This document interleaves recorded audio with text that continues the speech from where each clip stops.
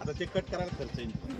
217 संगमनेर विधानसभा मतदारसंघामध्ये विधानसभेचं इलेक्शन लागलेलं आहे आणि आम्ही आता ग्रामीण भागामध्ये फिरतोय तर सगळीकडेच सगळ्या म्हणजे युवक असतील, महिला असतील, शेतकरी असतील, यांचा सगळ्यांचा उत्स्फूर्त प्रतिसाद असा दिसतोय. गेल्या वेळेसपेक्षा नक्कीच मतदानाची आकडेवारी वाढेल आणि जनतेने एक ठरवलेलं आहे की या ठिकाणी पुन्हा एकदा महायुतीचं सरकार आलं पाहिजे राज्यामध्ये.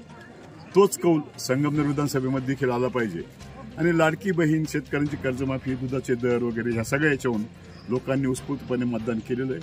आम्हाला 100% विश्वास आहे की या ठिकाणी महायुतीचे उमेदवार अमोलजी खताळ या ठिकाणी निवडून येतील आणि विधानसभेमध्ये संगमनेरचा एक खारीचा वाटा असेल अशी या ठिकाणी मी ग्वाही देतो आणि थांबतो. युवकांचं तालुक्यात मतदान वाढलेलं आहे, कसा प्रतिसाद राहिला लोकांना? युवकांच्या बाबतीत तर बोलायचंच नाही. अत्यंत उत्स्फूर्तपणे ते महायुतीच्या पाठीमागे उभे राहिलेले.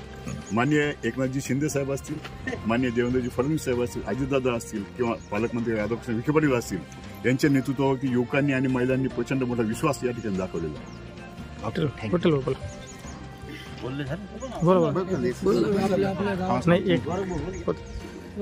काय कशी परिस्थिती राहिली? आज महाराष्ट्रात लोकशाहीचा उत्सव साजरा होत आहे. चिंचोली गुरव गावामध्ये पण अतिशय उत्स्फूर्तपणे मतदार बाहेर पडून आपला मतदानाचा हक्क बजावत आहे.